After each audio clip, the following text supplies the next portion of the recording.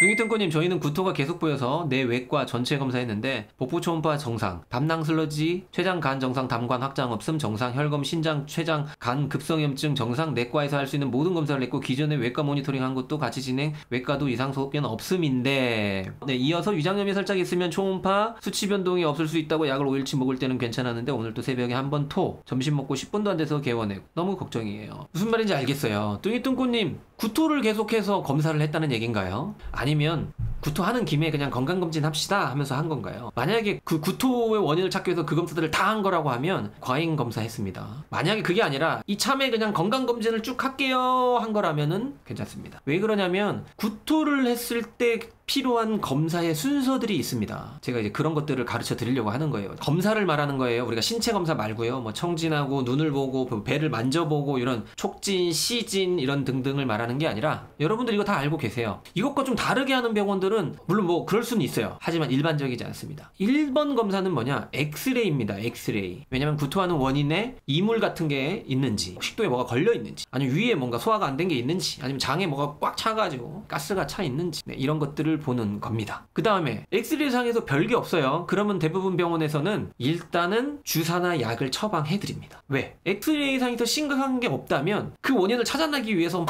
추가 검사를 먼저 하는 게 아니라 일단은 치료를 해보는 거. 치료라는 건 뭐냐면 그 증상에 대한 대증 치료입니다. 구토를 해요. 그럼 구토를 억제하는 성분을 약으로 준다든가, 구토를 한다는 말은 위산 분비가 과다할 가능성이 있기 때문에 위산 분비 억제제를 준다든가, 위운동이 잘 안 될 수도 있기 때문에 위운동 촉진제를 준다든가, 이런 식으로 해서 의심되는 상황에 대한 주사나 약물 치료를 시도해봅니다. 이거는 치료의 목적도 있고 그 다음에 2차적인 진단의 목적도 있습니다. 자, 그렇게 했는데도 구토가 안 멈춰요. 구토 억제하던 주사도 맞고 약도 먹고 하는데 구토가 안 멈춰요. 자, 그럼 이때부터가 이제 뭔가 문제가 좀 간단한 게 아닌 것 같아요. 자, 그때는 이제 두 가지 부류로 검사가 나뉩니다. 첫 번째는 구토에 관련된 정밀검사. 구토에 관련된 정밀검사라 하면 내시경입니다. 내시경. 식도와 위를 보는 내시경 검사가 구토를 정밀하게 보는 검사가 될 것입니다. 그럼 두 번째는 뭐냐? 구토를 정밀하게 보는 게 아니라 얘가 구토를 계속하는 이유가 식도나 위나 장, 즉 소화기의 문제가 아니라 어떤 장기나 다른 데 문제 때문에 구토를 할 수도 있겠구나, 간이 안 좋아서 구토를 할 수도 있겠구나, 콩팥이 안 좋아서 구토를 할 수도 있겠구나, 이런 전신질환을 보는 겁니다. 자, 이걸 위해서는 뭘 하겠어요? 혈액 검사를 하는 겁니다. 자, 여기까지 하는 거고, 이 이상의 검사들은 이제 각 장기별 초음파 검사라든가 뭐 심한 경우에는 CT 검사라든가 이제 이렇게 가는 거예요. 순서가 이렇게 되는 겁니다.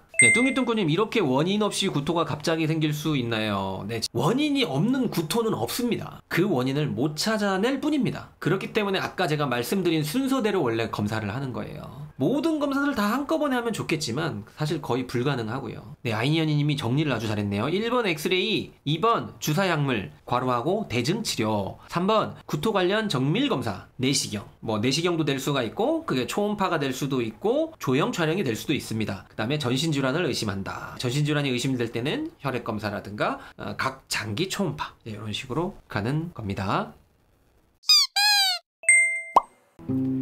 돌아서려 했었던 내 앞에 그대는 꿈만 같은 사랑으로 다가왔었죠.